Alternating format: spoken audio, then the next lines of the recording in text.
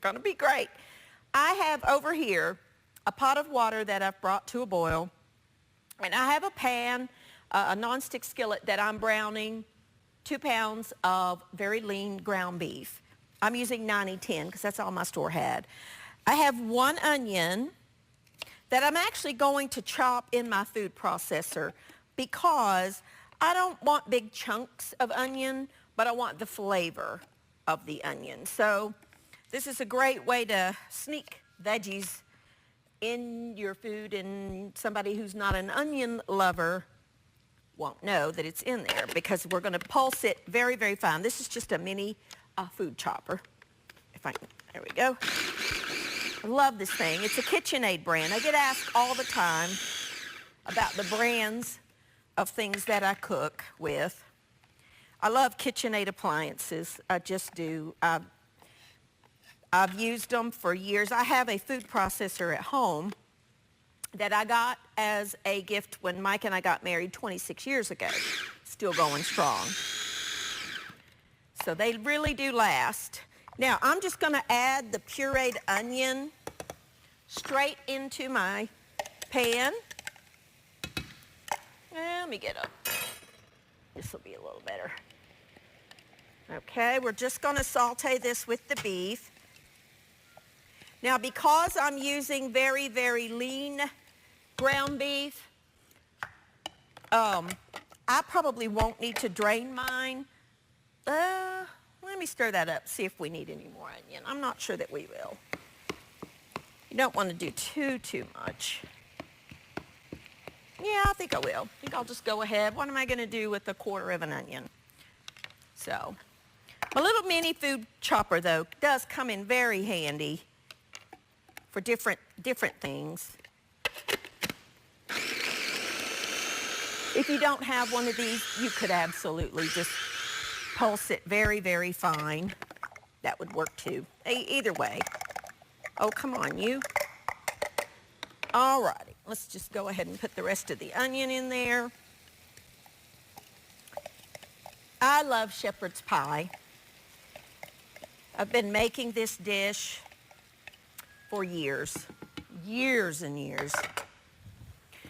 My mom made it. I actually taught her how to make it. This one was one I taught her how to make. But I have changed a few things since my original recipe to make it a little more carb friendly. That steam from that pan is completely fogging up my glasses here. All right, we're just going to let that go for a minute. Now, I have my oven preheated to 350 degrees. I'm going to add some paprika. I'm going to add some celery seed. And I'm going to add, it's called Aleppo pepper, A-L-E-P-P-O, I believe is how you spell it. If you don't have this, you could add some crushed red pepper. This is not hot and spicy. It just adds a very rich flavor. I love it. It's kind of a newfound discovery for me, is the Aleppo pepper flakes. And oh, they're so good. You can find them anywhere, in any store that sells spices. Smells divine. I'm also going to add a little bit of salt and a little bit of pepper, about half a teaspoon of each. Stir that up because, you know, I like to put the spices in the pan before I put any liquid in there because it blooms the spices and brings out the flavors. Really does make a difference. Now, I am going to add, this is a 14 or 15 ounce can of tomato sauce. I have 2 cans because I don't know how soft this is going to be. So let's just see where we are. I don't know. Let me see here. I don't want it soupy, but I do want it a little bit moister than this. So I'm going to add about half of this, and I'll just save the rest of this for something else. Just put it in a container and put it in your fridge. I use tomato sauce all the time. All right, now that just needs to simmer for just a few minutes while we make the topping to go on that. Let me get rid of my food processor here. Now, for the topping, you are going to need some cauliflower. Now, traditionally, and I know for those of you out there who are, either Scottish or Irish, I know this is not authentic shepherd's pie. Shepherd's pie authentically is made with lamb, ground lamb, but here in the United States, or at least where I live, you have a hard time finding lamb, and honestly, I'm not a favor of lamb. I'm not a fan of lamb. So I'm using ground beef. So technically, I guess it would be called cottage pie. But anyway, I have 2 bags of just riced cauliflower that I buy at the grocery store. Keep it in my freezer at all times because I use this for so many different things. Now, if you don't have the riced cauliflower, you can take a head of cauliflower, chop it into little fine pieces, pulse it in a food processor, and it'll make the riced cauliflower. But the frozen is so convenient, and honestly, it is very good. So I just use it. Let me do this. I will need some butter and some salt and some heavy cream. Let me get a little fork here, be fine. I'm going to add about probably a teaspoon of salt. All right. And I don't know, 3 or 4 tablespoons of butter because, butter makes everything taste good. You will also need some heavy cream, which I forgot to get out of my refrigerator. Always shake it up. Now I'm making this low carb, so I'm using heavy cream. If you don't have any heavy cream, you could use half and half, but know that you're going to have a few more carbs in there. Don't put too much heavy cream, maybe 1/4 cup. And for the cauliflower, you will need either a food processor, a blender, or one of these, which this is an immersion blender, and I love this tool for my kitchen. I use it for so many different things, but just put it in there and you will pulse this cauliflower. I like to pulse it and get it kind of started.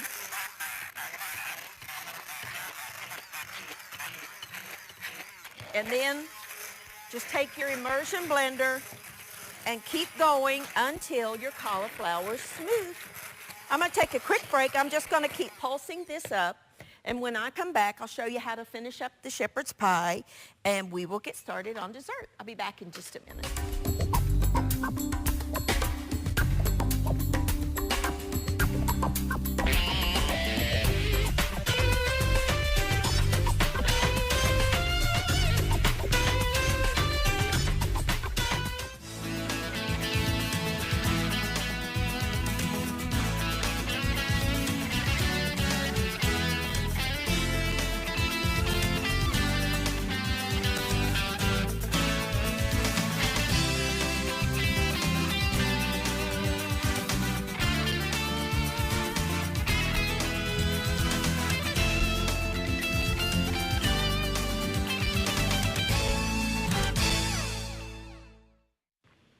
Alrighty, now let's get all of this combined. All I did was finish making that creamy.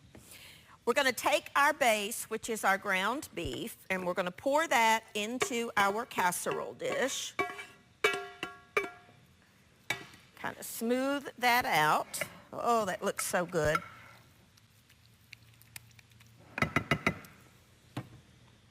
Then we're going to take our mashed cauliflower, and we're going to I like to just kind of dot it over a few places and then smooth it out. I love mashed cauliflower. If you are new to the low-carb way of eating and you're, unsure about mashed cauliflower, try it. It really is very good. Okay. Spread it out like you would mashed potatoes, which is, my original recipe, of course, uses mashed potatoes, but we're making this low carb. And then I'm going to top it with some cheese. Now, this is Colby Jack, but you could use cheddar. You could use Gruyere. You can use any kind of cheese that you like that melts. And I want about a cup. Not too much, but enough. And then I'm going to put this in a 350-degree oven for about 20 minutes or so until the cheese melts and everything, because everything's cooked. We're just, putting it in there to let the cheese melt. So we'll put it in the middle of the oven. About 20 minutes or so is all you need. Now let's get the Brussels sprouts steaming. Clean up my mess here. I have some fresh Brussels sprouts. I have a pan of water that has come to a boil. Now, I'm using a basket, just like a pasta pot, but you could use a steamer, anything like that you have. I have fresh Brussels sprouts here. Now, I've done a few of them, but I wanted to show you how you need to do them. This is just a bag of fresh Brussels sprouts. I washed them. You want to trim the very bottom off, and then any loose leaves, and it's okay if, a couple of loose leaves come out, that's okay. But trim that bottom off, but don't take all of that core, because that's what's holding this together. And any leaves that look like they need to come off, just go ahead and take them off. Something fell back there, but that's all right. Oh, one of my lights fell off. Okay, well, we have a bit dark back there, but it's okay. Now, if you have any little spots like that, just trim them off. I love Brussels sprouts.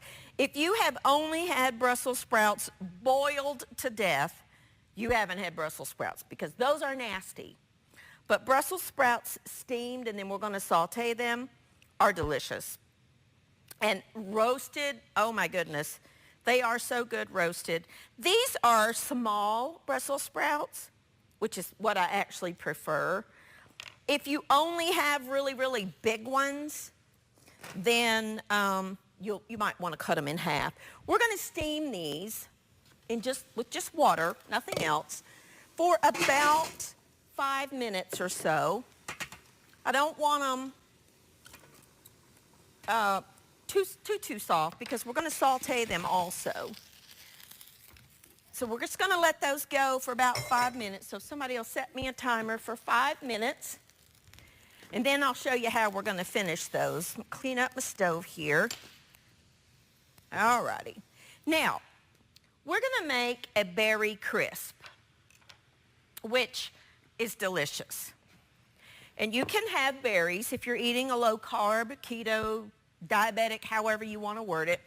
You can eat berries. Let me grab all my stuff here. I have here some beautiful strawberries and blackberries. Look at these blackberries. I have been nibbling on these. Look at them, how beautiful they are. They're so big. Look at that. And juicy and good and sweet. This is what I chose. If you want to use blueberries, go ahead. If you wanted to use let me get my skillet back on.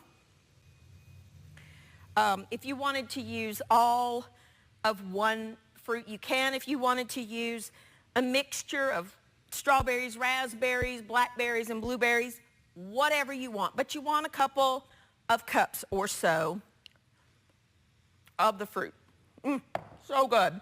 Now, I'm going to actually cook these a little bit before I put them in the oven with the topping. So I have here a skillet on medium-ish heat, and I'm going to add my berries. I've washed these. I can't help myself.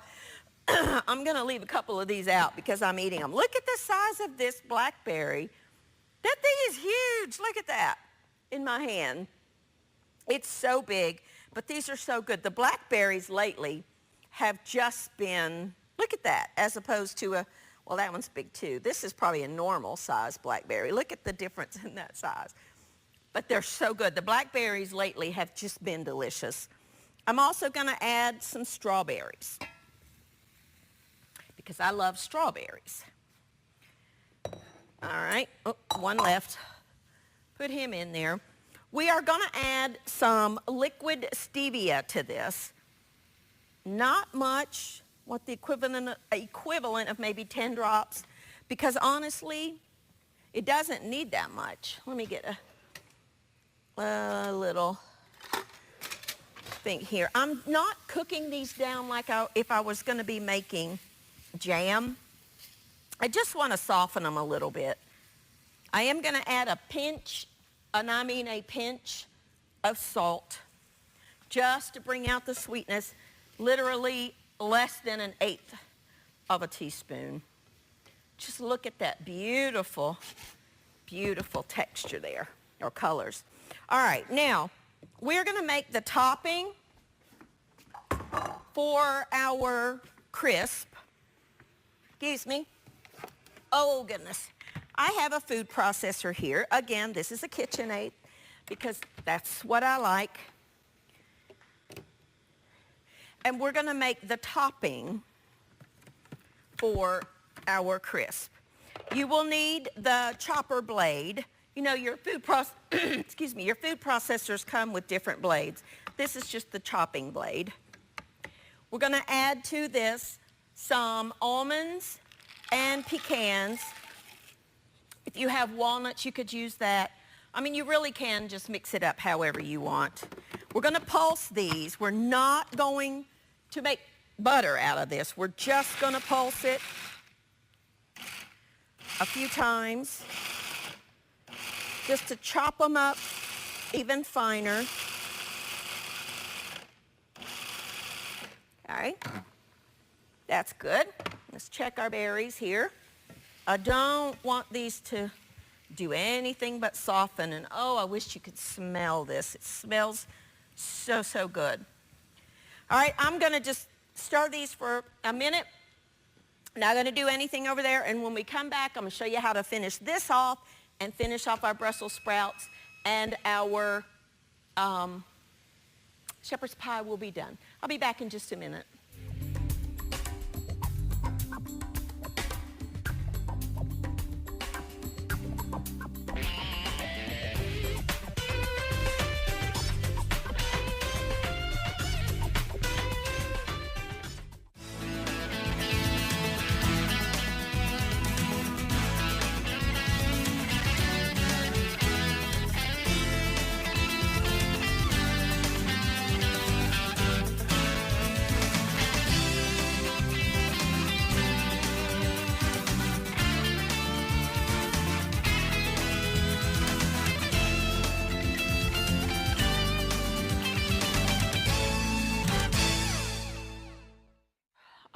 All I did was just take that off the heat.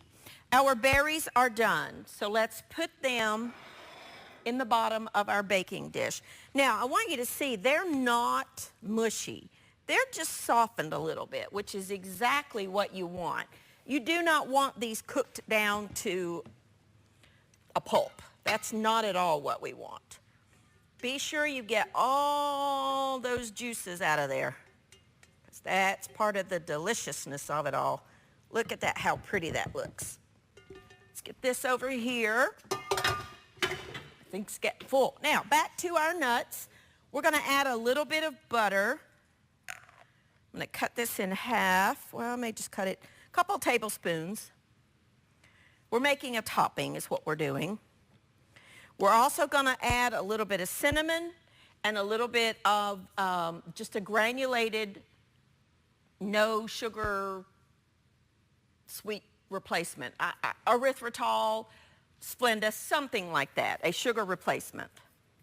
Whatever kind you like is fine. You could use powdered or granulated, either one.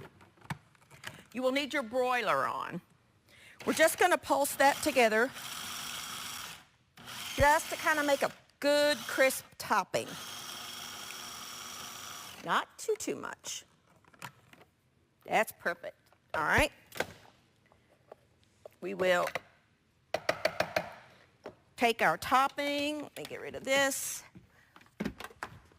Bring this over to here, and I'm going to lightly stir that together, and I'm just going to sprinkle this over top. Oh my goodness, this would be delicious on anything, I'm telling you.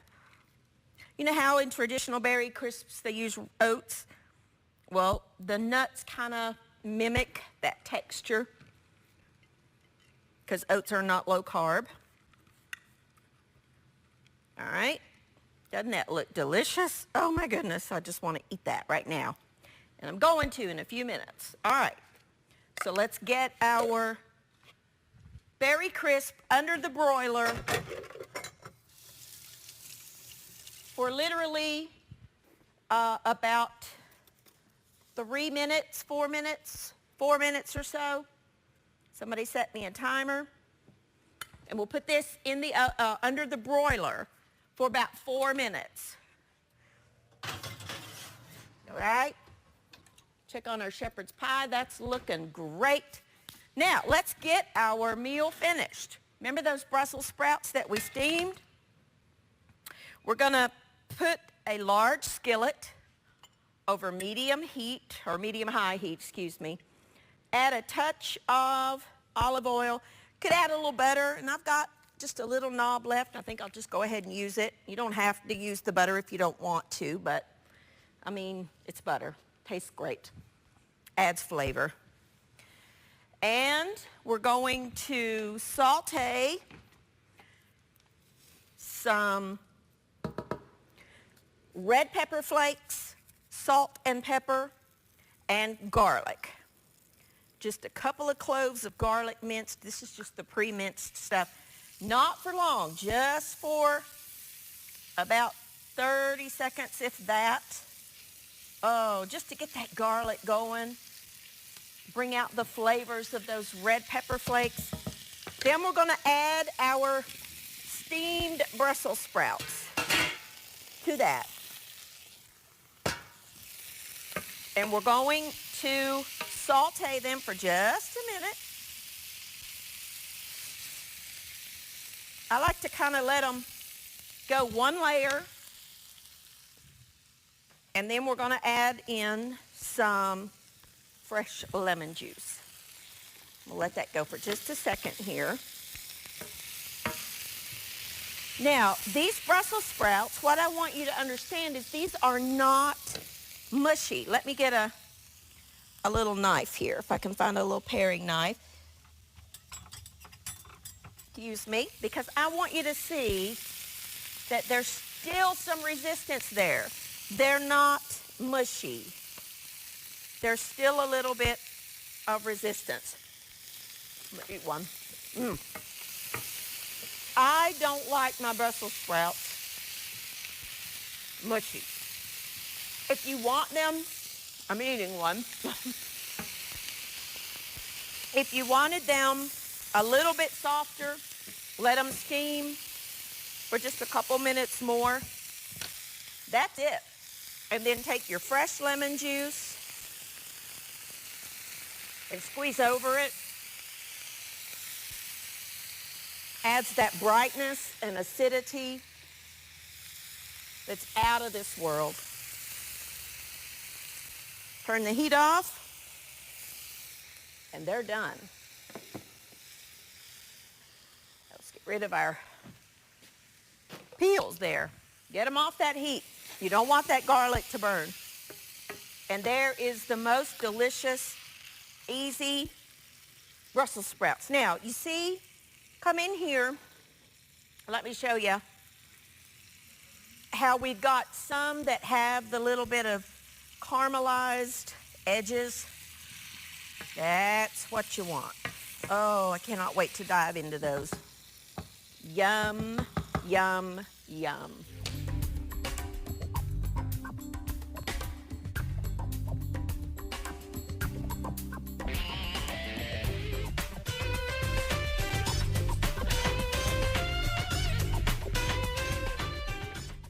Alrighty, now everything is done.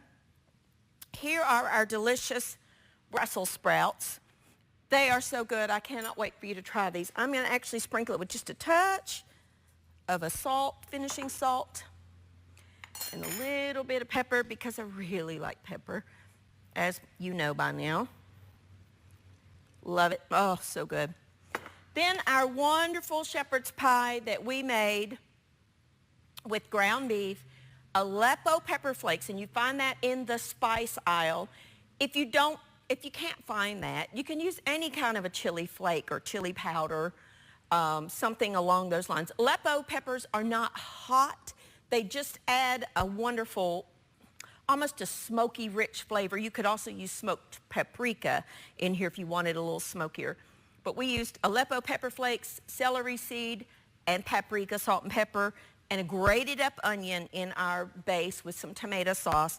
Then we topped it with mashed cauliflower instead of mashed potatoes. Traditionally, shepherd's pie is made with lamb. We made it with beef, so it's really called cottage pie, but I've always called it shepherd's pie.